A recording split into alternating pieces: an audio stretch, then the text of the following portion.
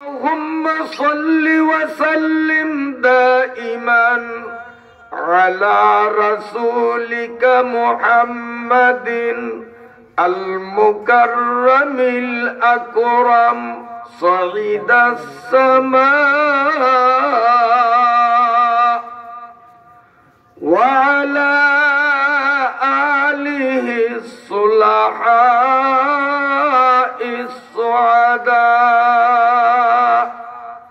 اللهم صل على محمد وعلى آل محمد كما صليت على إبراهيم وعلى آل إبراهيم إنك حميد مجيد.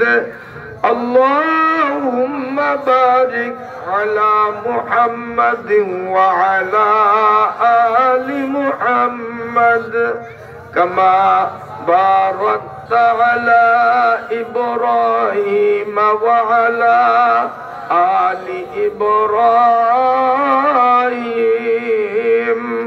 إنك حميد مجيد. أما بعد فأعوذ بالله من الشيطان الرجيم. بسم الله الرحمن الرحيم.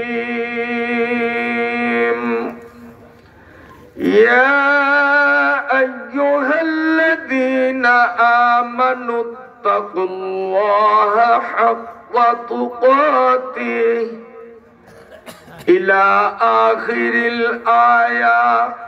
صدق الله مولانا العظيم وصدق نبينا الأمين ونحن على ذلك من الشاهدين.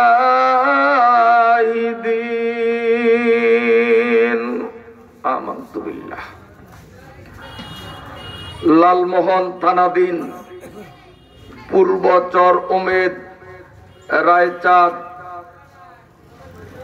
জামিয়া মুহাম্মাদিয়া মাদ্রাসার উদ্যোগে একটানা দুদিন ব্যাপী আয়োজিত বার্ষিক ওয়াজ মাহফিল আজ সমাপনী দিন 19 ফেব্রুয়ারি 2021 এর মহতারাম সভাপতি, উপস্থিত কাবিলে সদ ইহতিরাম ওয়ারাসাতুল আম্বিয়া মুকাররম ও মুহতারাম হযরত উলামায়ে কিরাম, আমার একান্ত শ্রদ্ধাভাজন বয়োজ্যেষ্ঠ সম্মানিত মুরব্বীগণ, ইসলামী আদর্শে অনুপ্রাণিত নিবেদিত প্রাণ যুবক বন্ধুরা, স্নেহাস্পদ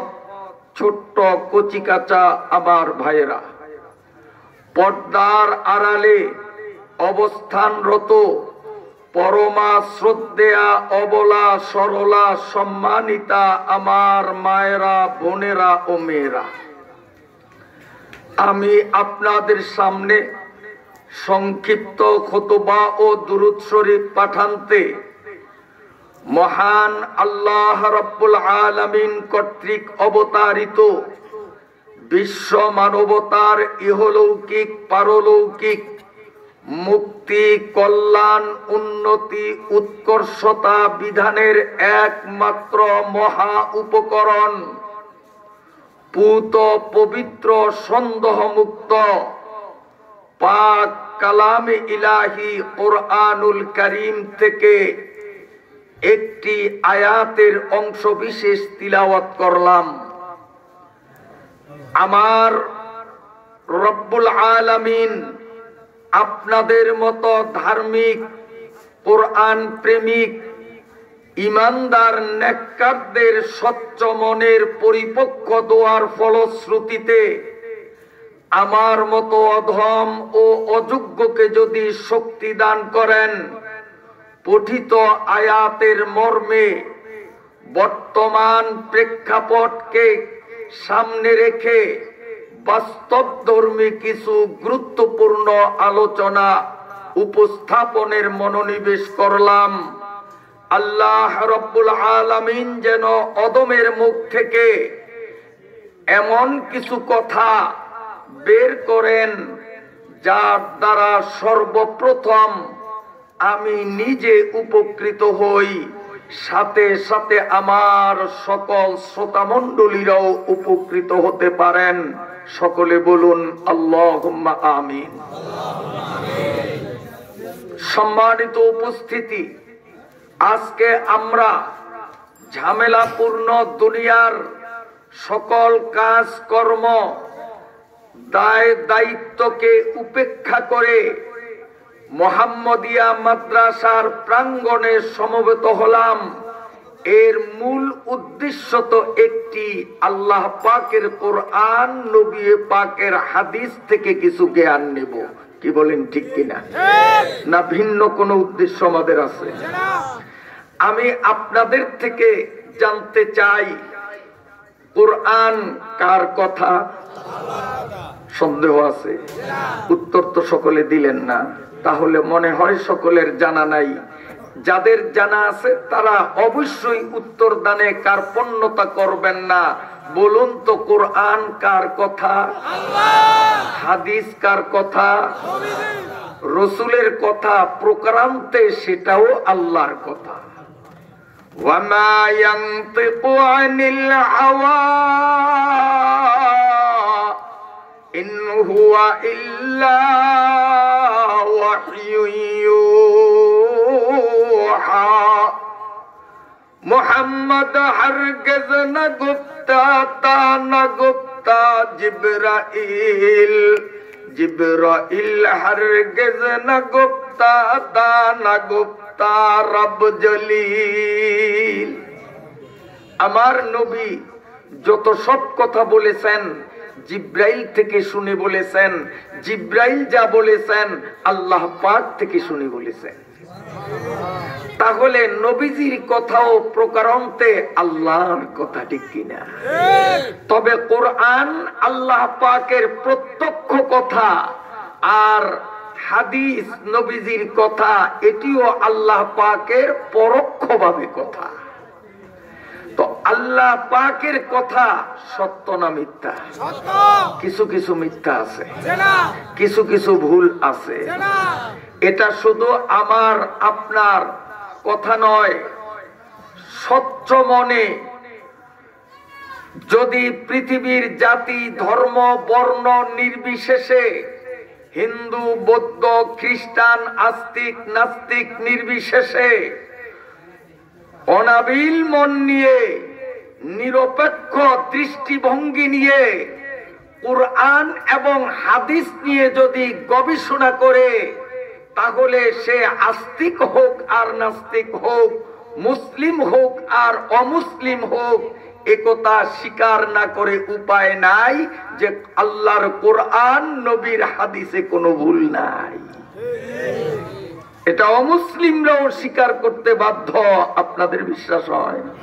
এক্সাম্পল স্বরূপ বলি, আজকে আমাদের দেশে এক শ্রেণীর মুসলিম তরুণরা স্কুল কলেজে লেখাপড়া করে, সকলে নয়, মুষ্টিময় কিছু সংখ্যক ছেলেরা আলেম উলামাকে, হাফেজদেরকে, মাওলানা মৌলবীদেরকে বৃদ্ধাঙ্গুল দেখায়, তোমরা মাদ্রাসায় পইরা কি জানছো, আমরা স্কুলে পইরা অনেক জানি। আছে কি নাই? আমি বলবো আমরা আসলেই বেশি জানি না। কওমি মাদ্রাসায় যারা পড়ে 5টা ভাষার উপরে তারা পণ্ডিত হয়। আমার নিজেরও 5টা ভাষার উপর লেখা কিতাব, যা শুধু বাংলাদেশ নয়, সারা ওয়ার্ল্ডে, গোটা পৃথিবীতে আলহামদুলিল্লাহ আল্লাহর বান্দারা পড়েন। 5টা ভাষা আমি কিতাব লিখেছি।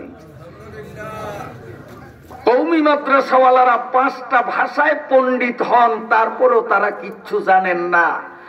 আর তোমরা স্কুলে পড়ে কেবল বাংলা, তাও গ্রামারের নীতি অনুযায়ী একটা সেন্টেন্সের মধ্যে 100টা ভুল বিদ্যমান। ইংরেজি যা বলো তা তো বলতেই আমাদের সমস্যা, কত যে ভুল। এরপরেও খুব বাহাদুরি করো, মাতৃভাষা বাংলাটাকেও সঠিকভাবে কওমি মাদ্রাসা পড়ুয়া আলেমদের সামনে বলার মতো সাহস আমি অন্তত মনে করি তোমার নাই। এরপরেও আলেম ওলামাদেরকে বৃদ্ধাঙ্গুল দেখাও, মাদ্রাসা পড়া, খয়রাতি পড়া হুজুররা কি জানে? তোমরা আজকে বিজাতিদের লিখনি পড়ে নিজেদের মূল মন্ত্র কুরআন এবং হাদিসকে তুচ্ছ জ্ঞান করো।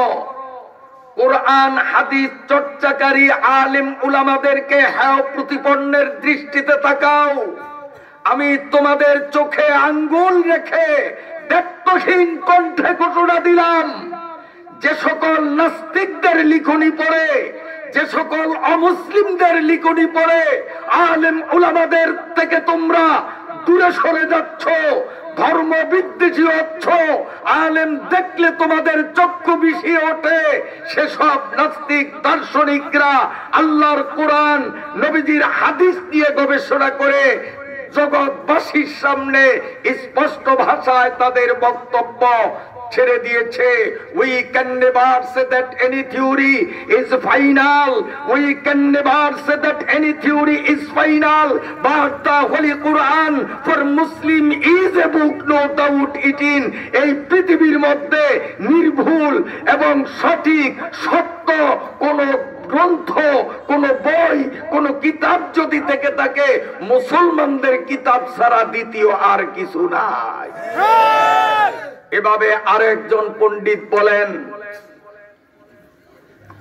Briefly, the rhetoric and the rhythm of the Arabic of the Quran are so characteristic, so powerful, so highly that any person whatsoever is bound in the nature of things to be but a poor copy of the glittering splendor of the original. Chille bolun alhamdulillah. এমনি ভাবে শত শত প্রমাণ আমাদের হাতে বিদ্যমান। আজকে পৃথিবীর যে কোনো দার্শনিক, যে কোনো পণ্ডিত আল্লাহ পাকের কোরআন যদি নিরপেক্ষ মন নিয়ে অধ্যয়ন করে, আজকে তারা বলতে বাধ্য, there is probably in the world no other book which has remained with so pure a text. চিল্লে বলুন আলহামদুলিল্লাহ। অমুসলিমরাই বলে মুসলমানদের কোরআনে ভুল নাই, আর আমাদের থিওরিতে ভুলের কোনো সীমা নাই। We can never say that any theory is final. আমাদের থিওরি গুলাকে আমরা ফাইনাল, যথার্থ, সঠিক বলে দাবি করতে পারি না। অথচ মুসলমানদের কিতাব হলো সম্পূর্ণরূপে নির্ভুল, আর মুসলমানের বাচ্চারা আজকে সেই কোরআনের শিক্ষা থেকে নিজেকে দূরত্বে রাখছে। আলেম উলামা বিদ্বেষী হয়ে আলেম উলামাদের ঘাড় মটকাবার পায়ে তারা চালাচ্ছে। তো আল্লাহর কোরআন, নবীর হাদিস, এটা কি সত্য না মিথ্যা? সঠিক না বেঠিক? আচ্ছা, আমি আপনাদের থেকে আরেকটু জানতে চাই, মানুষের মৃত্যুটাই কি শেষ, না এরপরে আরো কিছু আছে? মৌত কসম জায়েগা ফিল ইখতিতামে জিন্দেগি, मौत को सुम जाएगा फिल इख्तितामे जिंदगी, मौत है दर हकीकत सुबह दवामे जिंदगी। মৃত্যুটাকে আমরা জীবনের শেষ মনে করলেও মৃত্যু আসলে শেষ নয়। লিমিটেড, সীমিত জীবনের সমাপ্তি মৃত্যুর মাধ্যমে ঘটলেও মৃত্যুর পরবর্তী অসীম, অনন্ত, অপুরন্ত এক জীবনের সূচনা হয় মৃত্যুর মাধ্যমে। এই অপুরন্ত জীবনের শুরু আছে, ওর কোনো শেষ নাই, সীমা নাই, চৌহদ্দি নাই। এই অপুরন্ত জীবনে মানুষগুলোর বাসস্থান হবে কেবলমাত্র দুইটি। একটির নাম হলো জান্নাত, আরেকটির নাম জাহান্নাম। জান্নাত হলো পরম শান্তির নিকেতন, সুখরাজ্য, যেখানে শান্তি আর শান্তি, অশান্তির লেশ মাত্র নাই। বেহেশতে যাকে আজারে নবাসুদ, বেহেশতে যাকে আজারে নবাসুদ, কাছে রাবা কাছে কারে নবাসুদ। বেহেশতের শান্তি, সুখ, সমৃদ্ধি, আরাম, এর কোন কুল কিনারা নাই। আর জাহান্নামের অশান্তি, দুর্বিষহ, আযাব, এটা বর্ণনা করার মতো শক্তি আমি নবী পরিত দূরের কথা স্বয়ং রাসূলুল্লাহ রাখেন নাই। জাহান্নাম যে কত বড় কঠিন, জান্নাত যে কত উন্নত, এই দুইটার বয়ান আমার নবীও ক্লিয়ার বয়ান দিতে পারেননি। বন্ধুরা আমার, মোটামুটি মানুষের অনুভূতি জগতে সারা জাগাবার জন্যে একটু নিজের অনুভূতিতে স্পন্দন সৃষ্টির লক্ষ্যে আল্লাহ পাকের নবী জান্নাতের কিঞ্চিত আলোচনা দিয়েছেন, জাহান্নামেরও কিঞ্চিত আলোচনা দিয়েছেন। আমরা নবীদের উত্তর শুরু হিসাবে উলামা ইকরাম ওই নবীদের থেকে যতটুকুন পেলাম তার থেকে মাত্র কিছু কিছু বলি। জান্নাতেরও বয়ান পুরাপুরি, জাহান্নামের বয়ান পুরাপুরি দেওয়ার শক্তি কারণ। এখন জানতে চাই, রায়চাঁদের মানুষ, আপনারা জান্নাতে যেতে চান না জাহান্নামে যেতে চান? দায়িত্বশীল কারা? কোথায় যাবেন? তিন চার জনে, সব বাকিরা না না কই, সবাই তো বলে না। বুঝছে আপনারা গতকালকে বলতে বলতে আপনাদের কথা সব ফুরিয়ে গেছে, আজকে জমা নাই, তাই না? সব শেষ হয়ে গেছে। আচ্ছা, আমি আপনাদেরকে আরেকটা প্রশ্ন করি, বুঝলে উত্তর দিবেন। আপনাদের এলাকায় ঢেকি আছে? ঢেকি আমাদের ভোলায় নাই। ভোলার নতুন প্রজন্মকে ঢেকি ইতিহাস দিয়ে শিখাইতে হবে। আপনাদের দেশেও কি এমন না ফাঁকে বুকে আছে? আছে ঢেকি। এখন এদিক তাকান, সকিনার মা আর করিমার মা ঢেকিটা পাহাড় দেয়, 10 মণ ওজনের ঢেকি। আর আজিজার মা একটু নাইরা চাইরা দেয়, কিছু বসে থাকে। এটারে আমরা বলি আল্লাহ, আপনারা কি বলেন? একটু সঞ্চালন করে আল্লাহ দেয়। এখন আজিজার মায় যদি বলে, বুঝান রাগো আমি আর পারি না গো, এটা কি মানিয়ে নেওয়া যাবে? কষ্ট আল্লাহর বেশি না পাহাড় দেওয়ার? কার কষ্ট বেশি? 10 মণ ঢেকি, এটাকে উঠায় আর নামায়, উঠায় আর নামায়। আর আজিজার মায় চুপচাপ বসে থাকে, সময় বুঝিয়া। কষ্ট কার বেশি? আল্লাহর কষ্ট বেশি, হ্যাঁ? পাহাড় দেওয়ার কষ্ট বেশি, ঠিক আছে। এখন যদি আজিজার মা বলে, বুঝানলা আমি আর পারি না, উনি চুপ কইরা বইসা থাকে, আল্লাহ যদি না দেয় চাউল কারা হবে খুব তাড়াতাড়ি, হ্যাঁ? কিয়ামত পর্যন্ত যদি পাহাড় সকিনার মা আর করিমার মায় দিতে থাকে, আইলিয়া না দেয়, চাউল কারা থাকবে না কারা থাকবে? এই জোরে কোন, চাউল কারা থাকবে না কারা থাকবে? আমি এখন পাহাড় দিতেছি, ঢেকিটা তা 10 মণ ওজন না। এই ঢেকিটা কত মণ ওজন? আল্লাহ। যদি পাহাড়ের উপরও রাখা হয়, এই কোরআন যদি পাহাড়ের উপর রাখা হতো, পাহাড় মাটির সাথে মিশে যেত। এত ওজনী ঢেকি, কোরআন নামক ঢেকিটা আমি পাহাড় দেই। এই দেখেন গেঞ্জি ভিজছে, জামাও ভিজছে, বাতাসের জন্য খবর দিছি। তাহলে কষ্ট আমার বেশি না আপনাদের? আমি যদি কোরআনের ঢেকিটা পাহাড় দেই, আর আপনারা মাঝে মধ্যে যদি একটু আইলিয়া না দেন, আজকের ওয়াজও আকারা থাকবে। এখন যারা আকারা ওয়াজ নিয়ে বাড়িতে যাবেন তারা শামুক মার্কা হবেন, আর যারা কারা ওয়াজ নিয়ে, কারা অর্থাৎ দিলের মধ্যে ওয়াজ বসাইয়া আমল করার পরিবেশ নিজের মধ্যে তৈরি করিয়া বাড়িতে যাবেন, তাদের ওয়াজ হবে কারা। তো আপনারা কারা ওয়াজ নিয়ে ফিরবেন না আকারা ওয়াজ নিয়ে?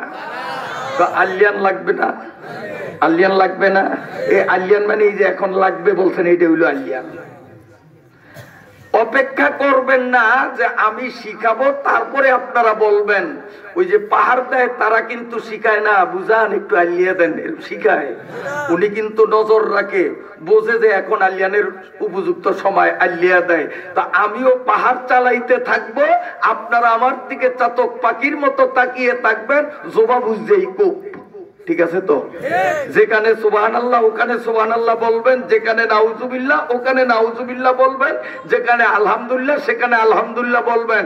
না না কোনো চুপচাপ থাকবেন? চুপচাপ থাকবেন? বলবেন কথা ইনশাআল্লাহ। একটা তাকবীর দেন তো, নারায়ে তাকবীর। আচ্ছা, আমার কথায় কি আপনারা বিরক্ত হলেন? আপনারা জান্নাতে যেতে ইচ্ছুক না জাহান্নামে যেতে চান? কে কে জান্নাতে যেতে চান? নারায়ে তাকবীর। আল্লাহ কবুল করেন, আমিন। এখন জান্নাতে যেতে চাই এই নিয়তে হাত উত্তোলন করলাম, বাস, আর তো কিছু লাগবে না, জান্নাত হয়ে গেছে। লাগবে জাযাআম বিমা কানু ইয়ামালুন, কিছু কাজ করা লাগবে। জান্নাতে যেতে হলে কিছু কাজ করা লাগবে। কি কাজ? আমি আপনাদের সামনে আংশিক কিছু কথা বলবো। কোত্থেকে বলবো? ওই যে বলেছি, যেই কোরআনে সন্দেহ নাই, যেই হাদিসে সন্দেহ নাই, সেই সন্দেহ মুক্ত কোরআন, সন্দেহ মুক্ত হাদিস থেকে আমি আপনাদের কিছু কাজ বাতলিয়ে দিব, যেই কাজগুলো আমি বা আপনি যদি করি নিশ্চিত আমরা মাওলার জান্নাতের মালিক হয়ে যাব। বলবো তাহলে? আল্লাহ, এই জান্নাত আল্লাহ রাব্বুল আলামিন যদি নিজে স্বেচ্ছায় দয়াদ্র হয়ে কাউকে যদি একদম মাগনা ফ্রি ফি সাবিলিল্লাহ দান করেন, আল্লাহর ক্ষমতা আছে কি নাই? উস্তে সুলতানি মুসাল্লাম মরুরা নিস্তে কাসারা জোরায়ে চুচেরা। একটা বেনমাজি, কাট্টা বেনমাজি, বেরোজদারি, কিন্তু আল্লাহ তার প্রতি দয়াদ্র হয়ে যদি বলেন, এই বেনমাজি তোরে মাফ কইরা দিছি, তুই বড় জান্নাতটা নিয়ে যা, আমরা আল্লাহর প্রতিবাদ করতে পারবো? এটা আল্লাহর একচ্ছত্র ক্ষমতা। কিন্তু আল্লাহ হয়তো কারে দেয় কারে দেয় না সেটা বলা যায় না। যদি দয়া করে কেউকে দেন সেটা ভিন্ন কথা, আল্লাহর একচ্ছত্র অধিকারের বাস্তবায়ন। কিন্তু আল্লাহর ন্যাচারাল পদ্ধতি, আল্লাহর স্বাভাবিক নিয়ম হলো জাযাআম বিমা কানু ইয়ামালুন। জান্নাতে যেতে হলে নির্ধারিত কিছু কর্মসূচি আছে, ওগুলো পালন করা লাগবে। কেন? মাওলা পাক জান্নাত ফ্রি দিবেন না। ওই জান্নাত বান্দা বান্দির কাছে বিক্রয় করবেন, এবং জান্নাত এত বড় দামি, 7 তবক আসমান 7 তবক জমিন বিক্রয় করলেও জান্নাতের এই লাঠির নিচে যে পরিমাণ জমি হয় ওই পরিমাণ জমির মূল্য হবে না। তাহলে জান্নাতের জমি সস্তা না বেশি দামি? অনেক দামি না? লাঠির নিচের জমি 7 তবক আসমান 7 তবক জমিন দিলেও এই লাঠির সাথে যা সম্পৃক্ত হলো ওই জমির মূল্য হবে না। আর জান্নাতের মধ্যে সবচেয়ে দরিদ্র ব্যক্তিকে দিবে দুনিয়ার 10 গুণ পরিমাণ। বলবেন যে অত জায়গা আল্লাহ পাইবে কোথায়? আল্লাহ পাইবে কোথায়? তাফসীরের কিতাবে দেখেছি, আল্লাহ পাক রেদিক তাকান, আল্লাহ পাকের আরশের চতুর্পার্শ্বে 1 লক্ষ প্রদীপ জ্বালানো আছে। প্রদীপ বুঝেন? Light, light. 1 লক্ষ লাইট। কেবল একটা লাইটের আওতায় 7টা আসমান 7টা জমিন। এইভাবে প্রতিটি লাইটের আওতায় এমন বিশাল জগৎ। আল্লাহ যদি ওখান থেকে জমি নিয়ে আমাদেরকে দেন, সমস্যা হবে নি। এরপরেও যদি শর্ট হয়, আর আল্লাহ যদি বলেন জান্নাতের জমি তুমি প্রশস্ত হতে থাকো, জমি আল্লাহর কথা শুনবে কি শুনবে না? রবি ও শশী নিবেদিত প্রাণ হুকুমে তার, রবি ও শশী নিবেদিত প্রাণ হুকুমে তার। কার হুকুমে? এ তার মানে আল্লাহ। রবি ও শশী নিবেদিত প্রাণ হুকুমে তার, তুমি কি ঘুমে অচেতন রবে কদম বাড়াও প্রভু পাবার। প্রেম যদি নাই আসে, কোন প্রেম? কয় না আল্লাহর প্রেম। প্রেম যদি নাই আসে ভঙ্গিমাতে প্রেমিক সাজো, প্রেম যদি নাই আসে ভঙ্গিমাতে প্রেমিক সাজো। বিশ্বপ্রভুর মহান দয়ায় নিরাশ তুমি কেনে আছো। ঠিক না ভাই? ঠিক। আল্লাহ তো আমাদের উসিলায় পার করবেন। নবী রাসূলদের মতো, পীর গাউস কুতুবদের মতো আল্লাহর প্রেমিক হতে না পারলেও অন্তত তাদের একটু অনুসরণ করতে যদি চেষ্টা করি, আমার আল্লাহ আমাকে কবুল করে নিতে পারে। ঠিক কিনা? আমার ভাইরা বাবাজিরা, মাওলার জান্নাত কিনতে হলে হাসরের দেশে মাওলায় পাকের ব্যাংকে টাকা জমা দিতে হবে। ওখান থেকে টোকেন নিয়ে মাওলার অফিসে যখন আমরা টোকেন দায়ের করব, জান্নাত কেনার মতো টাকা যদি দিতে পারি তাহলে মাওলা জান্নাতের দলিল দিবেন। আর যদি মাওলাকে ওই জান্নাতের সমপরিমাণ মূল্য টাকা দিতে ব্যর্থ হই, মাওলা আমাদেরকে জান্নাতের দলিল দিবেন না। ওই দেশের টাকা কিন্তু বাংলাদেশের টাকা নয়, ওই দেশের টাকার নাম হলো ভিন্ন। দুনিয়াতেই দেখেন না, বাংলাদেশের মুদ্রার নাম টাকা। লন্ডনেও কি টাকা? সেখানে কি ডলার। সৌদি আরবে রিয়াল, পাকিস্তানে রুপিয়া, ইন্ডিয়ায় রুপি। পৃথিবীতেই তো এক এক অঞ্চলের টাকার এক একটা নাম। হাসরের দেশের টাকার নাম হলো সোয়াব। হাসরের টাকার নাম কি বলেন? সোয়াব। সেদিন জান্নাত ক্রয় বিক্রয় হবে, মাধ্যম হবে, মুদ্রা হবে কি? সোয়াব। এই সোয়াব হইল টাকা। এখন কত? 10-5 হাজার টাকা দিলেই তো জান্নাত পাওয়া যাবে? 10-20টা সোয়াব দিলেই জান্নাত পাওয়া যাবে না। আমার মাওলা বলেন, যদি আমার থেকে কেউ জান্নাত কেনার আশা করি, হাজার হাজার লক্ষ লক্ষ হজের সোয়াব আমার ব্যাংকে জমা দিতে হবে। কয়টা দিতে পারবেন? হজ কয়টা করছেন? একটাও না, বেশিরভাগ। আর আমরা গুটি করতে কাছি একবার, কেউ 2 বার, 3 বার, 5 বার, 7 বার, এর বেশি হজ করতে পারে এমন লোক খুব কম। বাড়ি সালাম দিলেও পাওয়া যাবে না। অথচ 2-1টা হজ দিয়ে জান্নাত কেনা যাবে না। তাহলে জান্নাতের অবমূল্যায়ন হবে। মাওলা পাক বলবেন, হাজার হাজার হজের সওয়াব যে দিতে পারবা সে আগাও। নবী পাক আল্লাহ পাকের কাছে ফরিয়াদ জানাইলেন, ওগো আল্লাহ, আমার উম্মতের মেজরিটি পার্সেন্ট, বেশিরভাগ উম্মত দারিদ্র্যজনিত কারণে একবারও তো হজ করতে পারবে না। ধনীরা 1, 2, 4, 5, 7 বার, এর বেশি করতে পারবে না।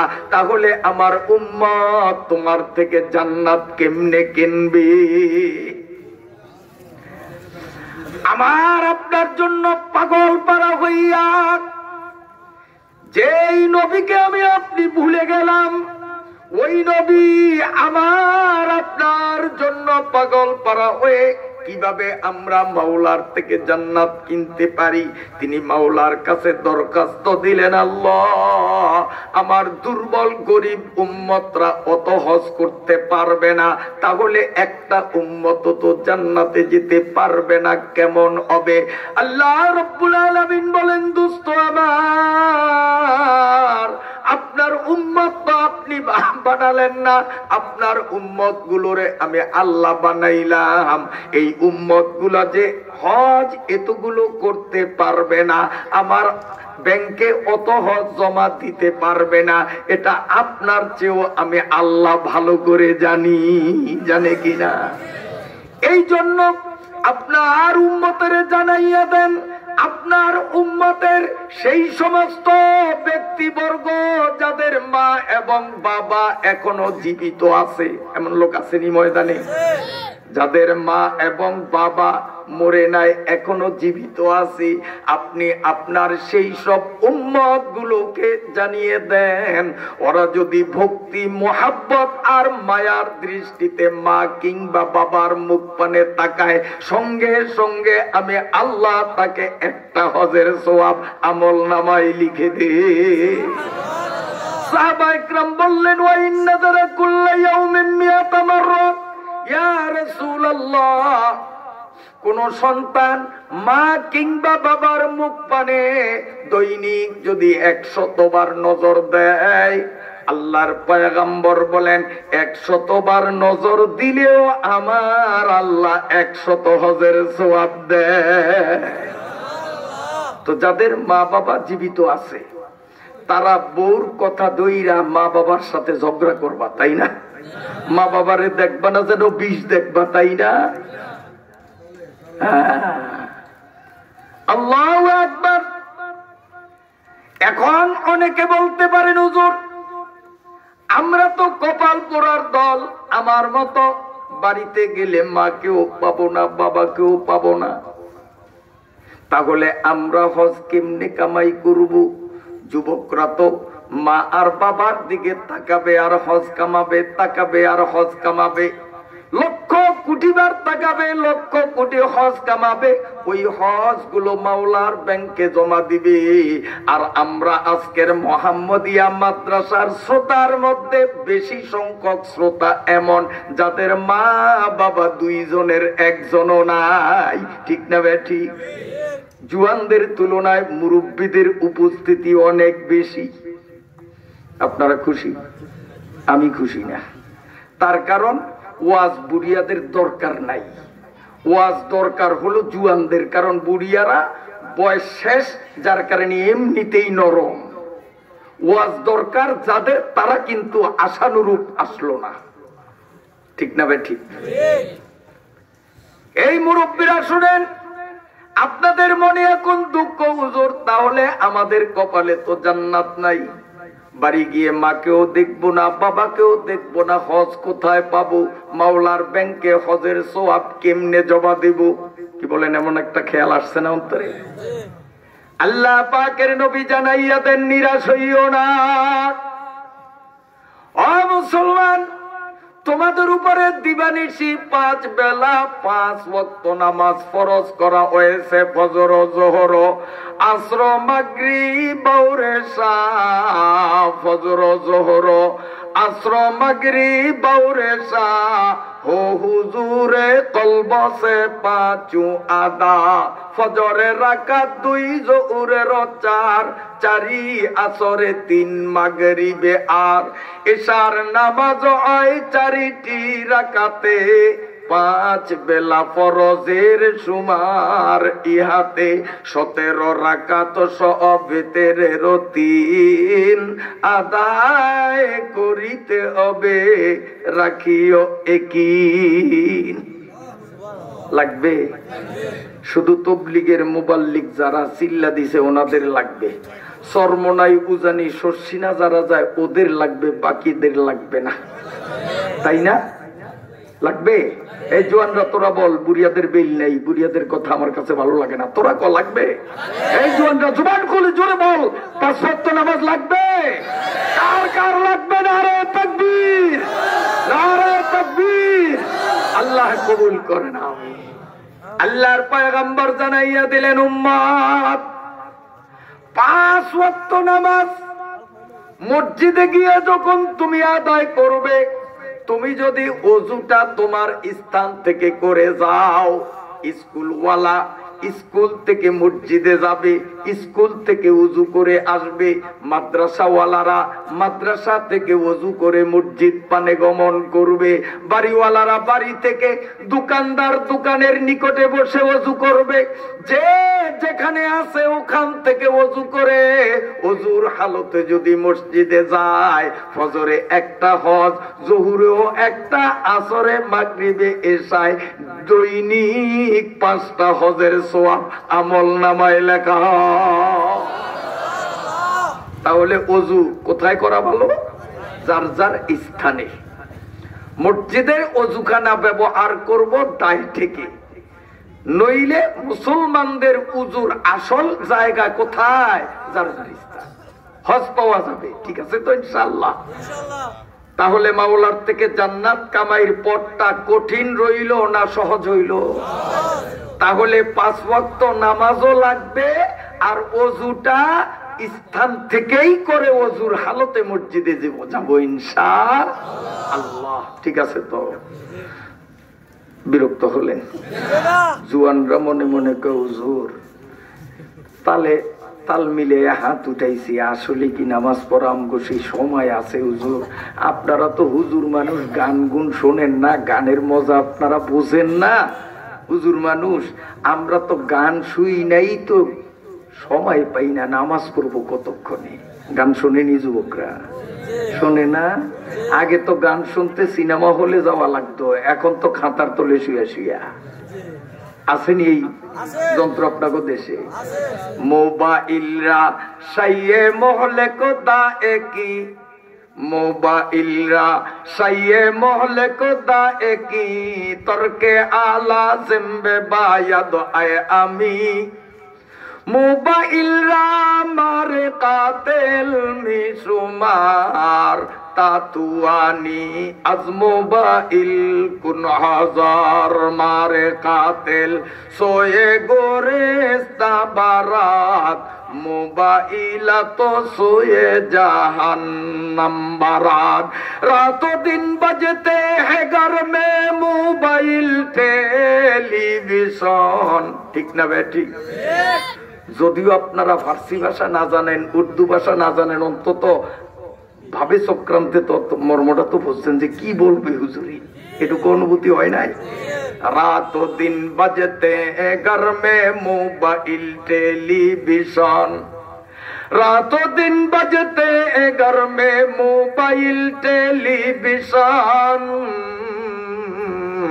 इसलिए तो घर में तेरे खैर बरकत ही नहीं, दिन ब दिन नाजुक जमाना आ रहा है भाइयों, ठोकरे खा कर भी कुछ होश में आते नहीं।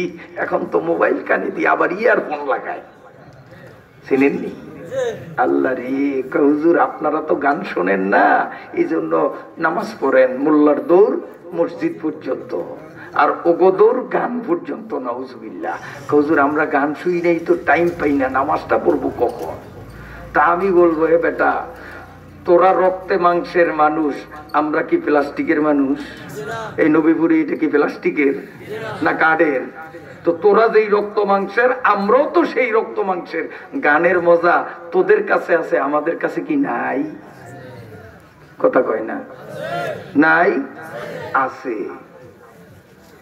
তো কেমন একটু শুনে আপনাদের, আগে ওদেরটা তারপরে আমাদেরটা। গান শুধু ওরা যে বুঝে আমরা বুঝি না তা না, আমরাও গান জানি। কমু এই জোয়ানরা বলবো, আগে তোদেরটা বলি, তো করে প্রাধান্য দিলাম, আগে বলি। ওদের গানটা কি জানেন? সে যে কেন এলো না, এরপরে ভাবে আসে, আরে সে যে কেন এলো না, কিছু ভালো লাগে। আসেনি গানটি? এ নাই? সে যে কেন এলো না, কিছু ভালো লাগে না, একবার আসুক আমি মানে আমির পরের টুক আমি বলতে পারলাম না, শালীনতার পরিপন্থী হবে, লজ্জা লাগে, ওদের লাজ লজ্জা আক্কেল বিবেক নাই কারণে ওরা বলে আমি হো হো দিয়া কাটিয়ে দিলাম।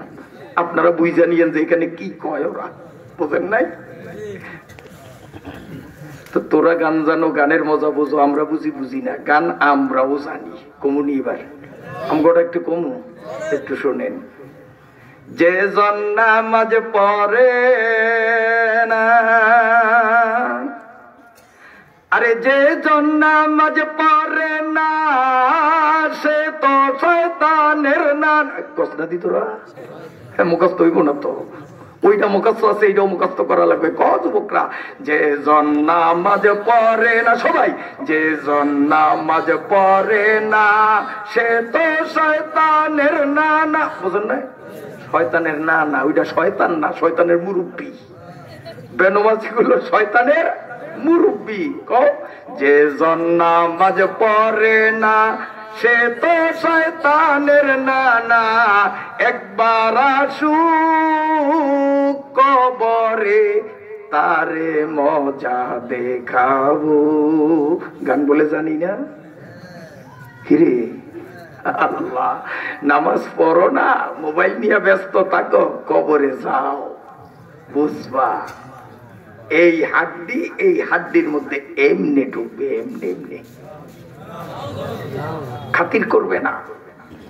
কবরের চাপ বড় সাংঘাতিক। আমার নবী বলেন, আবার যেই উম্মত মাদ্রাসার শিক্ষক ছাত্র, স্কুল কলেজের শিক্ষক ছাত্র, মূর্খ, জেলে, চাষি, তাঁতি, চামার, কামার, কুমার, আমার যে কোনো উম্মত 5 ওয়াক্ত নামাজ রীতিমতো পড়বে, প্রতিবেলা নামাজের পরে একবার করে আয়াতুল কুরসি পড়ে, রাসূল বলেন আমি নিশ্চয়তা দিলাম কবরের মাটি তাকে কখনো চাপ দেবে না। কি বুঝলাম? নামাজও লাগবে, আয়াতুল কুরসিও লাগবে। পড়ার নিয়ত করতে পারি তো ইনশাআল্লাহ। বন্ধুরা আমার, আল্লাহ পাকের নবী বলেন, উম্মত যখন তুই ওযু করতে বসবি, কোন জায়গায় জানি এই ওযু কোন জায়গায় মনে আছে তো? আল্লাহ পাকের নবী বলেন, যখন তুই ওযু করতে বসবি রে উম্মত, আবু হুরায়রাকে সম্বোধন করে বলেন, ওযুর পানি স্পর্শ করার আগে তোর জিহ্বা ওষ্ঠদ্বয় সঞ্চালন করে ছোট্ট একটা দোয়া যদি আগে পড়ে নাও, এরপরে তুমি ওযু শুরু করো, আমি নবী গ্যারান্টি দিয়ে দিলাম এই ওযুটা না ভাঙ্গা পর্যন্ত তোমার ডান কাঁধের বাম কাঁধের উভয় ফেরেশতা ওযু না ভাঙ্গা পর্যন্ত সওয়াব আমলনামায় লিখতে থাকবে। আমার সাথে সাথে বলেন বিসমিল্লাহ, আলহামদুলিল্লাহ, আবার বিসমিল্লাহ, আলহামদুলিল্লাহ। দোয়া হলো এটুক, সহি হাদিস দলিল আমার কাছে লিখিত আকারে আছে, প্রয়োজন হলে কেউ দেখতে চাইলে আমি দেখিয়ে দিতে পারবো। আল্লাহ পাকের নবীর ঘোষণা, মুসলমান জুয়ান কি বুড়া, শিক্ষিত কি মূর্খ, নারী কিংবা পুরুষ, ওযু করতে যখন বসবে, ওযু শুরু করার আগে যদি একবার মুখে বলে বিসমিল্লাহ, আলহামদুলিল্লাহ, এরপরে ওযু করে এই ওযু না ভাঙ্গা পর্যন্ত 2 কাঁধের ফেরেশতা আমলনামায় সওয়াব পড়তে থাকে। ইসাআদত বজুরে বাজুয়ে নিস টানা বক্সাত খোদায়ে বখশিন্দা। আমি কিন্তু আলোচ্য বিষয়ের বাইরে মোটেও কথা বলি না। আমি বলেছিলাম মাওলার জান্নাত বড় দামি, মাওলার জান্নাত কিনতে আমাদের অনেক অনেক অনেক অনেক নেকির দরকার হবে। অত নেকি কামাই করার শক্তি আমারও নাই, আপনারও নাই। এই জন্য আমাদেরকে কিছু অফার দেওয়া হয়েছে। এই অফার গুলি যদি আমি আপনি গ্রহণ করি, মাওলার থেকে দামি জান্নাত কেনার মতো টাকা অর্থাৎ সওয়াব মাওলার ব্যাংকে জমা দিয়া মাওলার হাত থেকে জান্নাতের দলিল নিয়ে ডাইরেক্ট জান্নাতে চলে যাব। বিরক্ত হলেন আপনারা? তাহলে ওযুর আগে কোন দোয়া বলেন? বিসমিল্লাহ, আলহামদুলিল্লাহ।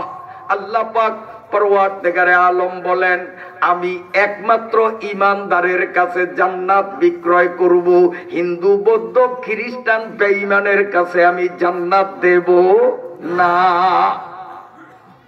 এই জন্য নবীজি বলছেন, উম্মত তুমি কি মুমিন হয়ে মরবে না কাফের হয়ে মরবে, এমন ডকুমেন্ট, এমন প্রমাণ তোমাদের কারো হাতে নাই, আসেনি? কেউ নিশ্চয়তা দিয়ে বলতে পারবা না আমি ঈমান নিয়ে মরব, আমি বেঈমান হয়ে মরব না। নবীজি বলেন, গ্যারান্টি দিতে পারবা না।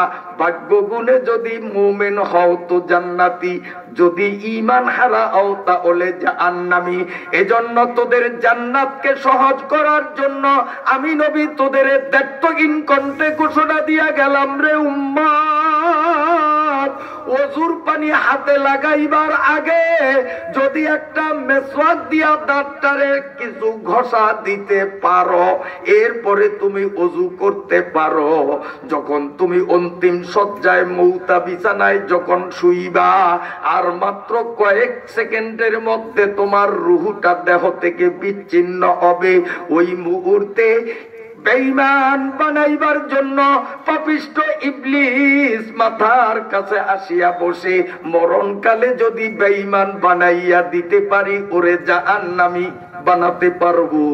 যখন এইভাবে আমার আপনার প্রত্যেকের মাথার কাছে ইবলিস আসবে আমাদের বেঈমান বানাতে, আল্লাহ পাকের নবী বলেন, আমার যেই নারী উম্মত, পুরুষ উম্মত, মাদ্রাসার উম্মত, স্কুলের উম্মত, গ্রামের উম্মত উযুর আগে মেসওয়াক ব্যবহার করিবে, ওই মানুষটারও মরণের কয়েক মিনিট আগে ইবলিস মাথার কাছে আসিয়া বসলে রব্বুল আলামিন থাপ্পড় মারিয়া ইবলিস রে তাড়াইয়া দিবেন, কারে মরণকালে বেঈমান বানাইতে আসলি? তুমি কি জানো না আমার এই বান্দা মেসওয়াক ছাড়া ওযু করত না? এই জন্য আমি আল্লাহ নিজে দায়িত্ব নিলাম, মরণকালে ওরে ঈমান দিয়া মুমিন বানাইয়া মরণ দেব। এ ভাইরা, আজকে বড় অপ্রিয় হলেও সত্য, বাড়ি চালান দিলেও লক্ষ মুসলমানের মধ্যে একজনের কাছে মেসওয়াক পাওয়া যায় না, কিন্তু শয়তানের লাঠি 1.5 ইঞ্চি পকেটে পকেটে পাওয়া যায়। চিনেননি শয়তানের লাঠি? চিনেন? কি নাম এটা? সিগারেট, বিড়ি, যাই বলেন। আচ্ছা, আমি আপনারা বিরক্ত হন মনে হয়, আপনাদের বলি, আপনাদের দেশে কুত্তা আছে নি? এলাকায় আছে? আমগো বলায় আছে, দেখি আমগুড়ি আর আপনাগুড়ি তালে মিলি ঠিক আছে কিনা। আমগো বলার দিরে আমি যত দেখছি, ওরা যখন মোতে বা হাগে, একবারে খাস বাংলা বললাম, তখন কিন্তু খায় না। আর যখন ওরা খায়, হাড্ডি খায় বা অন্য কিছু খায়, এমনকি গুও খায়, তখন কিন্তু ওরা নিজেরা হাগেও না, মতেও না। আপনাকে লালমন্ডি কেমন জানি না, এরকমই। কুত্তায় বোঝে যে আমি এখন হাঁকতে বসলাম, মরতে দাঁড়াইলাম, কাজী এই অবস্থায় কিছু খাওয়া দাওয়া এটা সভ্যতার ভদ্রতার পরিপন্থী। এই যে কুত্তার মাথায় এতটুকুন বুদ্ধি আছে, ও হাগামুতার সময় খায় না, খাওয়ার সময় হাগেও না, মতেও না। আর কতগুলো মানুষ দেখতে মানুষের মতো দেখা গেলেও কুত্তার মতো বুদ্ধিও এদের মাথায় নাই, এরা হাগেও খায়ও। আছে না নাই? বলবেন যে হুজুর, তো আপনারা কি বেড়াও কেউ কি মারেন না? ওরা যখন বাথরুম থেকে বাহির হয় আর আমরা ঢুকি, তখন ওই গোড়া পাওয়া যায়। কির গোড়া? সিগারেটের গোড়া, বিড়ির হোক, এতে বোঝা যায় যে হাগে আর খায় একসাথে। তো এরা কুত্তার থেকে ভালো না খারাপ? এদেরকে কুত্তার সমান বললেও কুত্তার ইজ্জত যাবে, তা কুত্তার থেকেও নিকৃষ্ট। কুত্তায় বোঝে হাগার সময় খাওয়া যায় না, আর এই বেকুব আর ব্যাকল মানুষ রূপী মানুষগুলো কুত্তার মতো বুদ্ধিও ধরে নাই, হাগেও খায়। এইটার নাম হইল শয়তানের লাঠি। আজ মুসলমানের মেসওয়াক নাই, বড় আফসোসের বিষয়। সাধারণ মানুষ তো দূরের কথা, অনেক মোল্লা মৌলবী তালবে ইলমদের পকেট খুঁজলেও মোবাইল পাওয়া যায়, বিড়ি পাওয়া না গেলেও মোবাইল পাওয়া যায়, কিন্তু মেসওয়াক পাওয়া যায় না। এর চেয়ে বড় আক্ষেপ আর কিছু হয় না। বেজার হন আপনারা? আল্লাহ পাকের নবী বলেন, উম্মত জান্নাত বড় দামি, ওই জান্নাত কিনতে অনেক সওয়াবের দরকার। অত সওয়াব কামাই করার মতো শক্তি তোদের যখন নাই, আমি নবী তোদের শিখাইয়া দিলাম ছোট্ট একটা দোয়া। যদি তোমরা পড়ো, কোনো টাইম টেবিল নাই, যখন খুশি তখনই যদি পড়ো, একবার পড়লেই এতগুলো নেকি তোমাকে দেওয়া হবে। ওই নেকিগুলো লিখতে 70 জন ফেরেশতার 1000 দিন সময় লাগবে। আমার সাথে সাথে বলেন, জাযাল্লাহু আন্না মুহাম্মাদাম মা হুয়া আহলুহু। এই যে একবার পড়লাম, 70 জন ফেরেশতা 1000 দিন পর্যন্ত আমাদের সওয়াব লিখবে। ওনাগো চাকরি কিন্তু শুরু হয়ে গেছে। সুবহানাল্লাহ। কষ্ট হয় আপনাদের? আল্লাহ। মুহতারাম হাজিরিন, বলবো আরো 2-4টা। আল্লাহ পাকের নবী সাল্লাল্লাহু আলাইহি ওয়াসাল্লাম বলেন, উম্মত রে, যত নেকির পাহাড় তুমি বানাও, আল্লাহর ব্যাংকে জমা দাও, টিকেট জান্নাতের দলিল হাতে পাও, এরপরেও কিন্তু জান্নাতে যাইতে পারবা না আমি নবী যতক্ষণ ওই টিকেটে সই না দেব, অনুমোদন না করব। আমার সই ছাড়া, আমার সিল ছাড়া তোমার ওই দলিল কোনো কাজে লাগবে না, জান্নাতে যাইতে পারবা না। ওই সই বা সিলের নাম হলো সুপারিশ। ওই সিলের নাম কি? সুপারিশ। নবীর সুপারিশ ছাড়া কেউ জান্নাতে যাইতে পারবে না। আল্লাহ পাকের নবী বলেন, উম্মত আমার সুপারিশ যদি তোমরা পাইতে চাও, সহজ উপায় তোমাদের আমি জানিয়ে দিলাম। ফজরের নামাজের পরে 10 বার, মাগরিবের নামাজের পরে 10 বার একটা দোয়া ডেইলি পড়তে হবে। আবার বলি, ফজরের পরে 10 বার, মাগরিবের পরে 10 বার আমি চেষ্টা করি পড়ার। আল্লাহ যেন মরণ পর্যন্ত আমাকে আমলের তৌফিক দান করেন, আমিন। আজকে আমি গুনাহগার, আমার উস্তাদকে পাশে নিয়ে আমি আপনাদের কাছে পায়ে হাত রেখে সবিনয় অনুরোধ করব, আপনারাও আজকের ফজর থেকেই শুরু করে দেন, মরণ পর্যন্ত ফজরের পরে 10 বার, মাগরিবের পরে 10 বার পড়বেন। নবী বলেন, এই দোয়াটা 2 টাইম যারা পড়বে, আমি সত্য নবী ঘোষণা দিয়ে দিলাম, তাদের জন্য সুপারিশ করা, তাদের দলিলে সই দেওয়া আমি নবীর উপর ওয়াজিব হয়ে যাবে। এই দোয়া দরকার আছে নি? আমার সাথে সাথে বলেন, আল্লাহুম্মা সাল্লি আলা, না ভুল বলছি, আল্লাহুম্মা সাল্লি ওয়া সাল্লিম। আগের ডাবা নতুন করে বলতেছি এখন, আল্লাহুম্মা সাল্লি ওয়া সাল্লিম আলা নাবিয়িনা মুহাম্মদ। আল্লাহুম্মা সাল্লি ওয়া সাল্লিম আলা নাবিয়িনা মুহাম্মদ। বেশি লম্বা? ইচ্ছা করলেই পারবেন। বলবেন যে হুজুর আমরা তো মাদ্রাসায় পড়িনি, আমরা এত সকালে কি পারবো? হ্যাঁ পারবেন। যারা জীবনে আলিফ বাতাও পড়েন নাই তারাও পারবেন। সেই কিভাবে পারবেন বুদ্ধিটা আমি দেব এখন না, একেবারে শেষ বিদায়ের আগে আমি আপনাদের একটা সহজ বুদ্ধি দেব। ওই বুদ্ধিটা যদি অবলম্বন করেন, একবারে কাঠ মূর্খ ব্যক্তি যে সেও মুখস্থ করতে পারবে ইনশাআল্লাহ। বুদ্ধি নিবেন তো আপনারা ইনশাআল্লাহ? ফ্রি ফ্রি বুদ্ধি দিব আমি, নেবেন ইনশাআল্লাহ? বন্ধুরা আমার, আল্লাহ পাকের নবী সাল্লাল্লাহু আলাইহি ওয়াসাল্লামের অন্য হাদিস নিয়ে গবেষণা করলে দেখা যায়, মাওলার ব্যাংকে টাকা অর্থাৎ সওয়াব জমা দিয়া মাওলার অফিস থেকে জান্নাতের দলিল নিলাম, আর এই দোয়া নিয়মিত পড়ার কারণে ওই দলিলে নবীর সিল এবং স্বাক্ষর সইও লইলাম, এর পরেও কিন্তু জান্নাত কপালে জুটবে না, সমস্যা আছে। বলবো নি সমস্যাটা? সেই সমস্যাটা বুঝার আগে একটা প্রশ্ন আমি করব, যদি আপনারা উত্তর দিতে সক্ষম হন তাহলে এটা আমি সহজে আপনাদের বুঝাতে পারবো। মনে করেন এই রায়চাঁদ গ্রামের একটা যুবক আব্দুল্লাহ নতুন বিয়ে করছে, শ্বশুর বাড়ি হলো লর্ড হার্ডিস। এখন মাইক্রোবাসে উঠাইয়া এই আব্দুল্লাহর আত্মীয় স্বজন মিলিয়া আব্দুল্লাহর শ্বশুর বাড়ি জীবনের প্রথম নতুন বরযাত্রী হিসাবে যাইতেছে। আল্লাহ না করুক রায়চাঁদ বাজারের কাছাকাছি গেল, ওই টাইমে যদি তার ভিতরে কলেরা দেখা দেয়, ডায়রিয়া দেখা দেয়, এখন বলেন তো মাইক্রো কি তার শ্বশুর বাড়ির দিকেই আগাবে না কোনো ঘুরাইয়া লালমোহনের দিকে যাবে? কোন দিকে যাবে? কেন? ওটা কি ওর শ্বশুর বাড়ি না? ওর কি কাবিন নাই? কাবিনে কি সই স্বাক্ষর সিল নাই? সব আছে, এরপরে ওর শ্বশুর বাড়িতে তাকে যেতে দেওয়া হবে না। তার কারণ তার ভিতরে সমস্যা আছে, কলেরার সমস্যা। এই কলেরার সমস্যা দূর করার জন্য লালমোহন হাসপাতালে তাকে নেওয়া লাগে, ঠিক না? যখন সুস্থ হবে তারপরে সে লর্ড হার্ডিস তার শ্বশুর বাড়ি যাবে।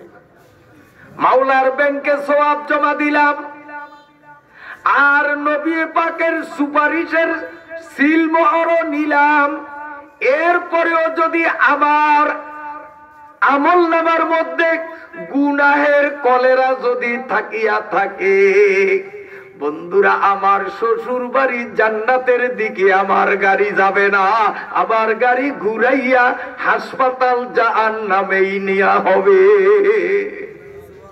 এজন্য এই কলেরা আগে দূর করা দরকার আছে কিনা? এই কলেরা, গুনাহের কলেরা দূর করার জায়গা দুইটা, হাসপাতাল দুইটা। একটা হাসপাতাল হলো জাহান্নাম, আর একটা হাসপাতাল হলো এই বিশাল দুনিয়া।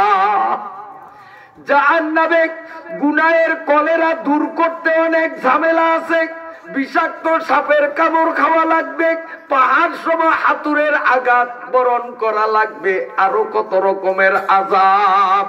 আর এই দুনিয়াতে সহজ উপায় আমার নবী শিখাইয়া দিলেন, উম্মত রাত্রে যখন তুমি ঘুমাইতে যাইবা, যেই বিছানায় তুমি ঘুমাইবা ওই বিছানায় যাইয়া একটা দোয়া যদি একবার তুমি পড়তে পারো, আমি নবী ঘোষণা দিলাম তোমার গুনাহের কলেরাগুলি আমল নামার থেকে সব দূর হয়ে যাবে, গুনার কোনো ময়লা থাকবে না। তাহলে ঘুমের আগে দোয়ার মেডিসিন দিয়া, ব্লিচিং দিয়া আমল নামার গুনার ময়লা পরিষ্কার করা ভালো না জাহান্নামের সাপের কামড় আর আগুনে জ্বলিয়া দূর করা ভালো? কোনটা? হ্যাঁ, জাহান্নামে যাওয়াটা ভালো দুনিয়াতে? তাহলে এই দোয়াটা বলবো আপনাদের, আমার সাথে সাথে বলেন, আস্তাগফিরুল্লাহাল্লাযী লা ইলাহা ইল্লা হুয়াল হাইয়ুল কাইয়্যুম ওয়া আতুবু ইলাইহি। মুখস্থ আসেনি আপনাদের? মুখস্থ আসেনি? আস্তাগফিরু দিয়া শুরু, ইলাইহি দিয়া শেষ। একবার পড়ার সাথে সাথে আমার নবী বলেন, এই পৃথিবীতে যত বালু, বালু চিনেন তো? আমাদের বাংলাদেশে কি বালু আসেনি? বালু দেখিয়েছি সৌদি আরব, মাইলকে মাইল গাড়ি চলতেছে, বাড়ি নাই, ঘর নাই, কিছু নাই, খালি বালি আর বালি, বালি আর বালি। সারা পৃথিবীতে যত বালু, এই বালুর ভিতরে যত কণা, এই কণার সংখ্যা বরাবর গুনাহ যদি কোনো মুসলমানের আমল নামায় থাকিয়া থাকে, আমার নবী বলেন সারা পৃথিবীতে যতগুলো গাছ, সারা পৃথিবীতে যতগুলো লতা, এই গাছ আর লতায় যতগুলো পাতা, ওই পাতার সংখ্যা বরাবর গুনাহ যদি কারো আমল নামায় থাকিয়া থাকে। আমার নবী আরো বলেন, বর্ষার সিজনে নদীতে দেখবেন ঢেউ খেলতে থাকে, আর ঢেউয়ের উপরে বোটকার মতো ছোট্ট ছোট্ট কি যেন দেখা যায়, ঠিক আছে নি? এটাকে শুদ্ধ ভাষায় বলা হয় বুদবুদ, আমাদের ভোলার আঞ্চলিক ভাষায় বলা হয় বুটকা। আল্লাহ পাকের নবী বলেন বঙ্গোপসাগর, ভারত সাগর, আটলান্টিক মহাসাগর সহ সারা পৃথিবীর সাগর, উপসাগর, মহাসাগর, নদ নদী, খালবিল, হ্রদ, পুকুর, পুষ্কুনি সব পানিতে যেই পরিমাণ ঢেউ খেলে এই ঢেউয়ের উপরে যেই পরিমাণ বুদবুদ রয়েছে ওই পরিমাণ গুনাহ যদি কার আমল নামায় থাকে, ঘুমাইবার বিছানায় যাইয়া একবার আস্তাগফিরুল্লাহ পড়লে আমার আল্লাহ সমস্ত গুনাহগুলো দূর করিয়া দেয়। বলেন আস্তাগফিরুল্লাহ আল্লাযী লা ইলাহা ইল্লা হুয়াল হাইয়ুল কাইয়্যুম ওয়া আতুবু ইলাইহি। কষ্ট হয় আপনাদের, আলোচনা কি ছেড়ে দেব? কালকে শুনছেন, ক্লান্ত হয়ে গেছেন, আজকে থাক, কি বলেন? আরো চলবে ইনশাআল্লাহ?